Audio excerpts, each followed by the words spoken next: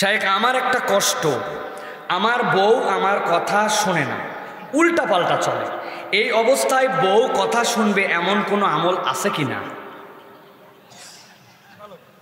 চমৎকার একটি প্রশ্ন করেছেন আমার ভাই।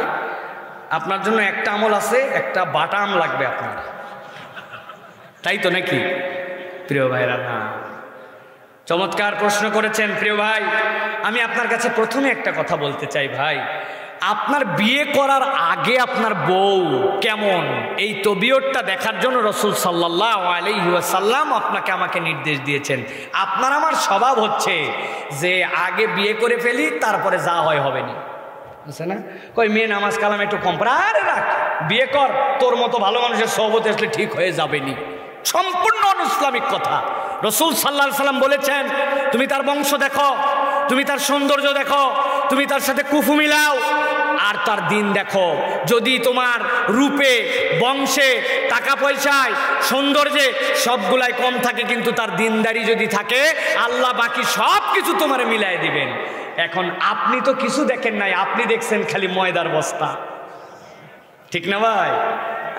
আরে যা হয় হোকে, দেখার মতো। এই গ্রাম, 2-4 গ্রামে একটাও এরকম নাই, কিন্তু ওই একটাও এরকম নামাজি না, ওই একটাও এরকম ইমানদার না, ওই একটা এরকম দিনদার না, ওই একটা সৌন্দর্য খালি দেখছেন, এখন তো কথা শুনবেই না। আর 2 নম্বর ঝামেলা করছেন, তার থেকে তার বাপের বাড়ির থেকে যৌতুক নিছেন অনেকে, এই বুদ্ধি শুদ্ধি করে। এখন কথা শুনবে, হ্যাঁ ফিরিয়ে আইছি নাকি, মোটর সাইকেল যেটা নিয়ে ঘুরে এটা কার, টিভি যেটা দেখো এটা কার, সোফাইতে বসো কার, এই খোঁচা ছেলে মানুষ খায়। এই ধরনের লোকজনেরই বউ একবারে কথা শোনে না, তাছাড়া মোটামুটি কথা সবারটাই শোনে। তারপর আমি আপনাদের কাছে বলবো, যদি এরকম কোনো মেয়ে করেও ফেলেন, এখন বিয়ে করেই ফেলছেন, কি করবেন?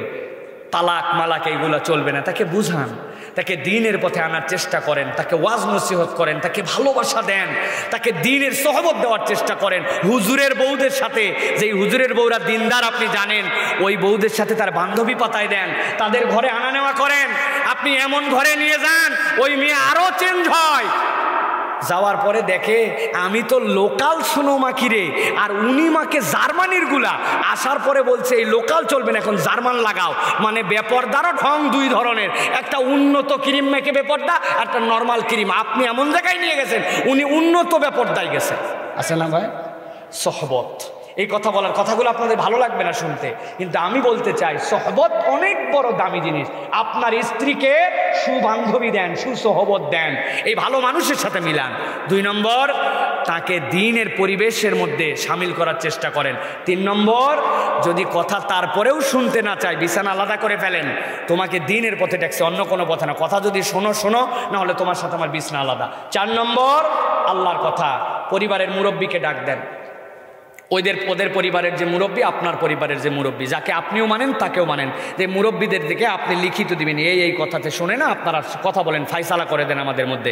এইটা যদি মানে ভালো, তারপরে যদি না মানে চূড়ান্ত সিদ্ধান্ত আপনাকে যেতে হবে। কিন্তু প্রথমেই চূড়ান্ত সিদ্ধান্ত নয়, যেইগুলা বললাম এই তরিকায় বোঝানোর চেষ্টা করতে হবে। বিয়ের আগেই দিনদারি দেখে বিয়ে করতে হবে। আল্লাহ এই ভাইয়ের সংসারে সুখ দান করুক, আমাদের স্বামী স্ত্রীর মধ্যে মহাব্বত বাড়ায় দেখ, বলেন আল্লাহুম্মা আমিন। একজন প্রশ্ন করেছেন, হুজুর আপনার শিক্ষা জীবন সম্পর্কে জানতে চাই, এবং আব্দুল্লাহ জাহাঙ্গীর স্যারের সাথে আপনার কি সম্পর্ক একটু যদি বলতেন। আসলে আমার শিক্ষা জীবন, আলহামদুলিল্লাহ, আমার শিক্ষা জীবন প্রথমে একদম শিশুকাল থেকে প্রথমে স্কুল, তারপরে মাদ্রাসা, এরপরে আলিয়া মাদ্রাসায় পড়েছি, সেখান থেকে ইউনিভার্সিটিতে গিয়েছি।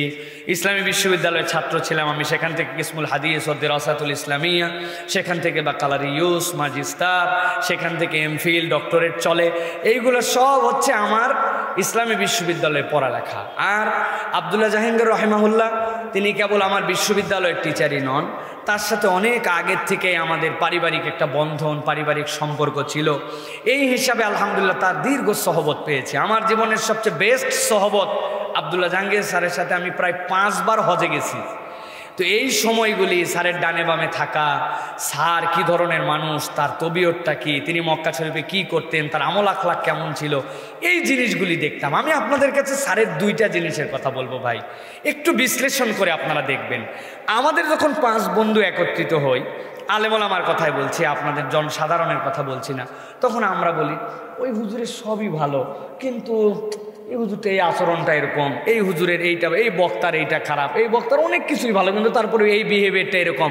আমাদের পাঁচজন একত্রিত হলে কোনো না কোনো একটা খারাপ গুণাগুণের বর্ণনা আলোচনা হয়েই যায়, ঠিক না ভাই? আপনি মেজারমেন্ট করে দেখবেন, পরীক্ষা করে দেখবেন, আব্দুল্লাহ জাহাঙ্গীর এই যুগের অনন্য একজন মানুষ এই দিক দিয়া। উনার ব্যাপারে যখন আলোচনা হয় আমি তো শুনতে পাই না, সবাই বলে আরে সুবহানাল্লাহ, কি হাসি মুখের মানুষ, কি দিল খোলা মানুষ, কি অনন্য মানুষ, কি নরম কথা বলতো, কি আপন আদব আখলাক, তার জানি খারাপ গুণী মানুষ খুঁজে পায় না। সুবহানাল্লাহ। আমি বলি ভাই এই বয়ান করে কি লাভ? আমি একটু চিন্তা করি, একদিন 2 দিন 5 দিন 1 বছর 10 বছর পর আমিও চলে যাব। আচ্ছা, আমি যখন চলে যাব এখান থেকে আমার ব্যাপারে মানুষ এরকম পজিটিভ চিন্তা করে কিনা ভাববেন। বাসায় যে ভাববেন আমার যে আচরণ, আমার যে আখলাক, আমার যে কথাবার্তা, আমার যে ধরন, আমার যে চলাফেরা, আমার অবর্তমানে 5 জন মানুষ আমাকে নিয়ে কি ভাবে, আমি কি এরকম একজন ভালো মানুষে রূপান্তর হতে পারছি কিনা যে মরার পর আমাকে নিয়ে মানুষ ভালো কথা বলে। আমরা আটকায় যাব ভাই। আব্দুল্লাহ জাহাঙ্গীর থেকে এই একটা শিক্ষা ছিল। আর দ্বিতীয় একটা ছিল, স্যার মানুষকে ফেভার করে কথা বলতেন। এমন একটা প্রশ্ন তার কাছে আসছে যে এই প্রশ্নের উত্তরটা যে করছে তার বিপক্ষে যাবে, কিন্তু উত্তর দেওয়ার ক্ষেত্রে আল্লাহ তার এমন হিকমত দিয়েছিলেন, তিনি বলতেন যখন মনে হতো ওই লোকের ফেভার করে বলতেছে, আসলে ওর পিঠ ছিলে যাচ্ছে কিন্তু পিঠ ছিলা টের পাচ্ছে না। এটা দায়ীর গুণ, অনন্য গুণ। এই দায়ী ছিলেন তিনি। আল্লাহ রাব্বুল আমিন আমার ওস্তাদকে মাফ করে দেন, বলেন আল্লাহুম্মা আমিন।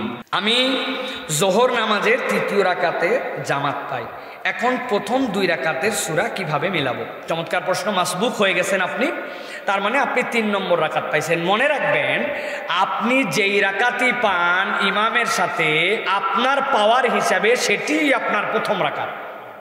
বুঝাতে পারছি? 3য় রাকাত পাইছেন মানে আপনি 1 রাকাত পাইছেন। তাহলে 4র্থ রাকাতের পর ইমাম সাহেব আসসালামু আলাইকুম রাহমাতুল্লাহ বলে নামাজ ফিরাইছে, তাহলে আপনার 2 রাকাত হয়ে গেছে, আপনার একটা বৈঠক হয়ে গেছে। আপনি এরপরে উঠে বাকি 2 রাকাত সালাত আদায় করবেন। এই বাকি 2 রাকাত সালাত আপনার 3য় রাকাত 4র্থ রাকাত হিসাবে পরিগণিত হবে।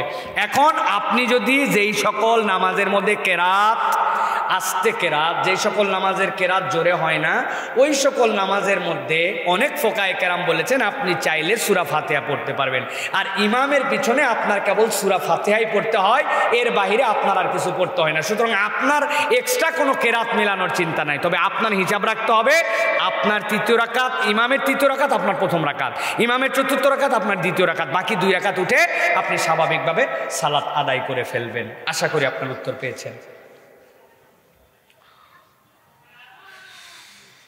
মানুষের বাঁচা মরা আল্লাহর হাতে। অনেকেই বলে ব্ল্যাক ম্যাজিক, জাদু টোনা, এইগুলার মাধ্যমে মানুষকে মেরে ফেলা যায়। এই সম্পর্কে ইসলাম কি বলে? ব্ল্যাক ম্যাজিক হতে বাঁচার জন্য আমল বলে দেন। প্রিয় ভাইয়েরা, মানুষের বাঁচা মরা মৃত্যু সবগুলোই আল্লাহর হাতে, এটা একদম সত্য কথা। একটা ছোট্ট উদাহরণ দিলে বিষয়টা পরিষ্কার হবে। আপনার আল্লাহ রাসূল সাল্লাল্লাহু আলাইহি ওয়াসাল্লাম বলছেন মানুষের তকদির পরিবর্তন হয় না, হয় একমাত্র দোয়ার মাধ্যমে। এখন তকদির পরিবর্তন হয় না, আবার দোয়ার মাধ্যমে কিভাবে পরিবর্তন হয়? এটার ব্যাখ্যায় ফোকাহায়ে কেরাম বলছেন আল্লাহ তকদিরটাকেই এভাবে লিখে রাখেন যে এই ব্যক্তি যদি এই দোয়া করে তাহলে তার তকদির পরিবর্তন হবে, এটাই তকদিরের লেখা, ওইটাই দোয়া ওই জায়গাতে। সুতরাং কারো ব্ল্যাক ম্যাজিকের মাধ্যমে মানুষকে মেরে ফেলার সাধ্য নাই, কিন্তু এটা একটা কুফরি বিদ্যার চর্চা। এই বিদ্যার মাধ্যমে কোনো একটা মানুষের চূড়ান্ত ক্ষতি করা সম্ভব, এটা রাসূলুল্লাহ সাল্লাল্লাহু আলাইহি ওয়াসাল্লাম থেকে প্রমাণিত। আল্লাহ নবী বলছেন আল আইনু হক, তোমাদের চোখ লাগা এইটা তোমাদের জন্য সত্য, এটা মিথ্যা নয়, এটার দ্বারা মানুষকে মেরে ফেলে দেওয়া যায়। বাঁচবেন কিভাবে? রাসূলুল্লাহ সাল্লাল্লাহু আলাইহি ওয়াসাল্লাম 3টা আমলের কথা বলেছেন। এই 3টা আমল প্রত্যহ আমাদের প্র্যাকটিস করতে হবে। একটা গা বন্ধের আমল, সেটা হচ্ছে 3 কুল পরে নিজের শরীরকে বন্ধ রাখা। কুল হু আল্লাহু আহাদ, কুল আউযু বিরাব্বিল ফালাক, কুল আউযু বিরাব্বিন নাস। হু দিয়া পিছনে না, এই মাথা, এরপরে সামনে। ফজরে একবার, মাগরিবে একবার, 3 বার করে বন্ধ রাখবেন। 2 নম্বর আমল হচ্ছে আপনার আমার জন্য বিসমিল্লাহিল্লাযী লা ইয়াদুররু মা ইসমিহি শাইউন ফিল আরদি ওয়ালা ফিস সামা ওয়া হুয়াস সামিউল আলিম। এইটা আপনার আমার জন্য প্রত্যহ সকাল সন্ধ্যায় পড়া। এই দোয়া যদি আপনি পড়েন, বিসমিল্লাহিল্লাযী লা ইয়াদুররু মা ইসমিহি শাইউন ফিল আরদি ওয়ালা ফিস সামা, আমি সেই রবের নামে বলছি আসমান জমিনে যার নাম উচ্চারণের পরে কারো ক্ষতি করার সাধ্য নাই। এইটা যদি পড়েন আপনার ব্ল্যাক ম্যাজিক কাজ করবে না। 3 নম্বর সূরাতুল শিফা, সূরাতুল ফাতিহা। আপনি পানি নেবেন, পানির মধ্যে সূরা ফাতিহা 7 বার পরে দম করবেন, দম করার পরে ওই পানিটাই খাবেন। আর যদি মনে হয় কোনো জাদুটোনা আপনার শরীরে হয়ে গেছে, আপনার মধ্যে প্রভাব বিস্তার করছে, ওই পানিটাই একটু পানির মধ্যে ঢেলে আপনি গোসল করে ফেলবেন। আর তারপরেও ঘরের মধ্যে যদি অস্বস্তি থাকে, মনে হচ্ছে যে কি যেন আমাকে অস্বাভাবিকতা লাগে, তাহলে অনেকেই বলেছেন অল্প একটু লবণ নেবেন, লবণের মধ্যে সূরা ফাতিহা দম করবেন, করার পরে আপনি কোনো একটা বালতির মধ্যে দিয়ে ওই বালতির পানিটা দিয়ে ঘরটা মুছে দিবেন। লবণের মধ্যে সূরা ফাতিহা ফু দিবেন, দিয়ে ওইটা একটা বালতির মধ্যে দিয়ে ওই পানি দিয়ে ঘর মুছে দিবেন। ইনশাআল্লাহ আপনার জাদু টোনার এইগুলোর প্রভাব কেটে যাবে। তারপরেও যদি আপনার কোনো সমস্যা হয়, যারা অভিজ্ঞ রাকি দিন বুঝেন তাদের কাছে যে পরামর্শ নিতে হবে। তাহলে 3 সূরার গা বন্ধ করা, বিসমিল্লাহিল্লাযী লা ইয়াদুররু এইটা পড়া, সূরা ফাতিহা পরে দম করা, গায়ে পানি ঢালা, আর যদি তারপরেও জিনের সমস্যা নানান সমস্যা হয়, ওই লবণের মধ্যে দিয়ে ঘরটা মুছে দেওয়া। আশা করা যায় ইনশাআল্লাহ আল্লাহ আপনাকে হেফাজত করবেন। আসসালামু আলাইকুম রহমতুল্লাহ। শেখ, আমাদের এলাকায় প্রতি বছর এমন অনেক ক্রিকেট টুর্নামেন্ট নামানো হয় যাতে অনেক দল অংশগ্রহণ করে, চ্যাম্পিয়ন হয়, রানার্স আপ হয়, তাদের জন্য পুরস্কারের ব্যবস্থা থাকে। এই খেলায় কি অংশগ্রহণ করা যাবে? খুব চমৎকার একটি প্রশ্ন প্রিয় ভাইয়েরা। আমাদের প্রত্যেক সমাজে, পাড়া মহল্লায় বিভিন্ন সুস্থ শরীরচর্চার জন্য, শারীরিক বিনোদনের জন্য অনেক টুর্নামেন্টের আয়োজন হয়। সেটা ক্রিকেট হয়, অনেক সময় অন্যান্য খেলা হয়। এখানে একটা বেসিক বিষয় মনে রাখতে হবে ভাই, এই যে যত ধরনের খেলাধুলা আছে, এই খেলাধুলাগুলি আমরা যেগুলা করি, এইগুলো আমাদেরকে দিনের পথে কমই আনে, দিন থেকে আমাদেরকে সরিয়ে নিয়ে যায়। কিন্তু তারপরে অনেক খেলাধুলা আমরা খেলি। এই খেলাধুলার বিধান কি হবে? বিধান হবে যেই খেলায় এন্ট্রি ফি আছে, 10 দল অংশগ্রহণ করবে, 500 টাকা, 100 টাকা, 200 টাকা এন্ট্রি ফি দেওয়া লাগবে। দেওয়ার পরে কোনো এক দল চ্যাম্পিয়ন হবে, কোনো এক দল রানার আপ হবে, পুরস্কার দেওয়া হবে। এইরকম খেলায় অংশগ্রহণ করা, পুরস্কার নেওয়া সরাসরি নিষিদ্ধ। কিন্তু কোনো একটা এলাকার থেকে কেউ আয়োজন করছে, যে কোনো এক বড় ভাই বলছে তোরা 10টা দল ভাগ করে খেল, আমি একটা পুরস্কার তোরা জিতলে দিয়ে দিব। এটা শারীরিক চর্চার জন্য, সুস্থ বিনোদনের জন্য, মাদক মুক্ত তোরা হবি না, তোরা ভালো কাজের দিকে থাকবি, তাহলে এই পুরস্কার নেওয়া জায়েজ। কিন্তু এন্ট্রি ফি দিয়ে 10 জন মিলে দিছে, ওইটা দিয়ে একজনকে পুরস্কার দেওয়া হচ্ছে। এইরকম বাজি ধরা খেলা, বাজি ধরে খেলা, এইটা না জায়েজ। এইটার অংশগ্রহণও করা যাবে না, এটার পুরস্কারও নেওয়া যাবে না। কিন্তু তৃতীয় পক্ষ যদি এরকম আয়োজন করে, আর ওই খেলাধুলার মধ্যে যদি অনইসলামিক কোনো জিনিস না থাকে, গান বাজনা নাই, ফরজ তরক করা নাই, নামাজের সময় খেলা বন্ধ থাকে, যেইটুক সময় একদম আসরের পর থেকে এইটুক সময় ব্যবহার করা হয়, এরকম খেলায় অংশগ্রহণ করা মুবাহ। এটা যদি কেউ করে তাহলে তার জন্য এটা হারাম হবে না। আশা করি উত্তর পেয়েছে।